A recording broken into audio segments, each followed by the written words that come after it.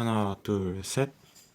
보통 우리에게 좋지만 쉽지 않은 그런 것들이 있죠. 운동이나 독서. 이것들을 하기 위해서 우린 계획을 하는데 보통 시간으로 정하죠. 예를 들면 자기 전 1시간 동안 책을 읽겠다. 매일 1시간 동안 꾸준히 운동하겠다. 이런 거. 그리고 얼마나 운동해야 하는지 운동량에 대해 유튜브에서나 이야기하는 걸 보면 이 1시간 이상 운동해야 한다. 뭐 30분 이상 유산소를 해줘야 한다. 이렇게 시간 단위로 운동량을 이야기하기도 하죠. 시간. 그만큼 무언가 성과를 얻기 위해선 시간 투자가 중요하지만 운동, 독서를 시간 단위로 목표량을 정하는 건 효과가 없다고 하고 저도 그렇게 느끼고 있어요. 왜 저는 그렇게 생각하는지 여러분도 이렇게 시간 투자를 했지만 별 소득이 없었다면 이 부분에 대해 한번 이야기를 해봅시다. 1시간 동안 운동하자 같은 시간 단위로 목표량을 정하는 건 왜 효과가 없을까? 일단 정확하지가 않아요. 만약 매일 1시간 운동한다고 하면 뭐 대단해 보이겠지만 알고 보니 헬스장에 있는 1시간 중 50분 동안 핸드폰 보며 쉬고 실제로 운동한 건 10분 정도라면 그게 과연 효과가 있을까요?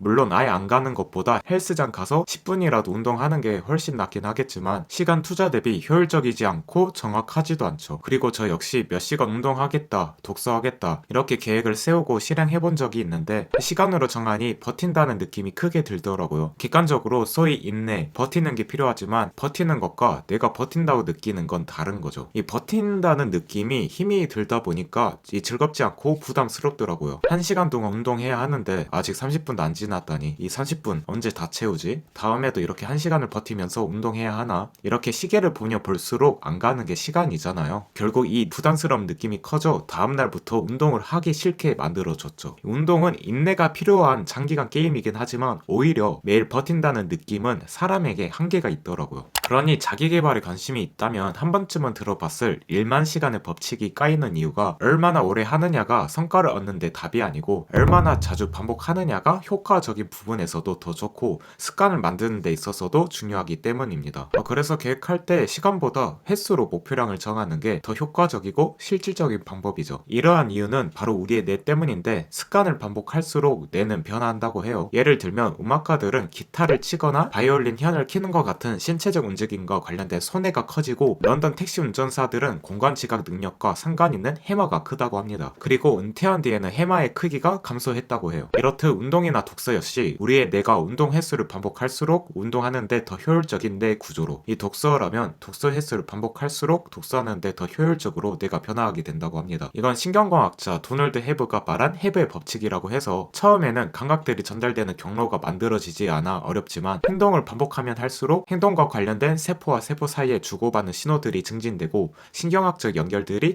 촘촘해지면서 뇌에 그 행동에 대한 경로가 생기기 때문에 더 쉬워지는 거죠. 요약하면 반복한 횟수만큼 습관이 되어 쉬워지는 건데 이 그래프처럼 처음 시작할 때는 상당한 노력과 집중을 필요로 하지만 반복을 많이 하며 습관 한계선 이걸 지나가면 행동이 자동적으로 일어나는 바로 습관이라는 게 만들어지는 거죠. 그리고 횟수를 하루에 할 운동량 목표로 잡으면 어차피 시간도 정비례하게 따라오더라고요. 푸시업 10회를 하면 3-40초 정도 걸린다면 푸시업 10회 5세트씩 하면 10분 정도가 걸리는 것처럼요. 물론 시간이 여유 있게 마련되어야 할 정도로 시간은 중요하지만 시간을 목표로 잡은다고 해서 횟수가 따라오진 않죠. 푸시업을 10분 동안 한다고 하면 그동안 100회도 할 수 있겠지만 10회만 할 수도 있고 1회만 하고 남은 시간은 똥땡이 칠 수도 있으니까요. 그리고 1시간 운동하는데 투자하더라도 그 1시간 동안 푸시업 10개만 하고 딴짓 하는 것과 푸시업 10회 5세트 하고 벤치프레스 5세트, 딥스 5세트 이렇게 총 15세트를 하는 건 이 두 가지는 엄연히 다른 결과를 만들어내기도 하죠. 그리고 시간을 재게 되면 시계를 자주 보게 되는데 시계를 자주 볼수록 더 시간이 정말 안 가니 답답하고 지치는데 그래서 저는 운동할 때 이 얼마나 운동할지 그리고 운동하고 나서 얼마나 운동했는지 이 운동 일지를 쓸 때 이렇게 시간보다 세트 수를 적는데 횟수를 기준으로 정하니 시간도 어느새 금세 가 있고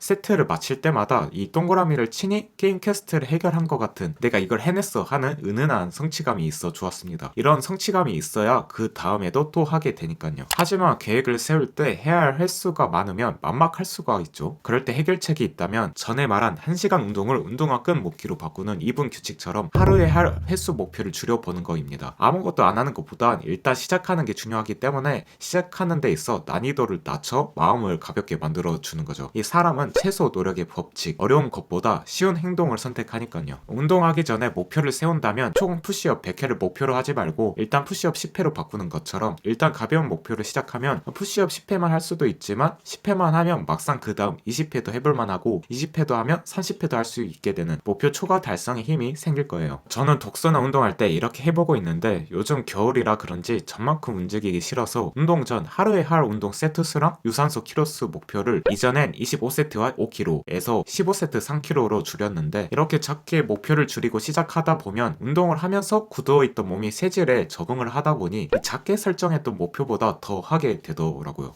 플로리다 대학교의 제리 율스만 교수는 많은 양의 사진을 제출할수록 좋은 학점을 받는 양적 집단과 사진 한 장의 질적 완성도에 따라 학점을 받는 질적 집단 비교해보니 가장 완성도 있는 사진들은 양적 집단에서 나왔다고 해요. 질적 집단은 완벽한 사진에 매달리다 보니 정작 실력이 늘진 않았지만 많은 사진을 찍으며 구도와 조명을 실험해보고 다양한 인화 테스트를 해보며 이런 많은 시행착오를 겪은 양적 집단의 실력이나 성과가 더 좋았다는 거죠. 우리 머릿속엔 그럴싸한 계획은 존재하지만 이건 현실은 다르죠. 그만큼 실질적인 횟수가 중요하다는 거입니다. 이 이야기를 듣고 저는 퀄리티라는 걸 아예 무시할 수는 없겠지만 어떤 분야에서든 완벽한 퀄리티에 목매기보단 퀄리티는 최소한의 기초 정도만 생각하고 일단 양적으로 결과물들을 많이 만들어 보며 다듬어가는 게 좋겠다. 그리고 나 역시 많은 양을 지향해야겠다라는 그런 생각을 해봤습니다. 실전과 이론은 다른 법이죠. 지금 당장 성공하지 못하더라도 꾸준히 행동해서 많은 결과물들을 만들어 보는 게 중요한 것 같다라는 생각이 듭니다. 그렇게 겪은 시행착오가 성장을 만들어주고 그리고 좋은 성과도 만나게 해줄 테니까요. 영상은 여기까지입니다.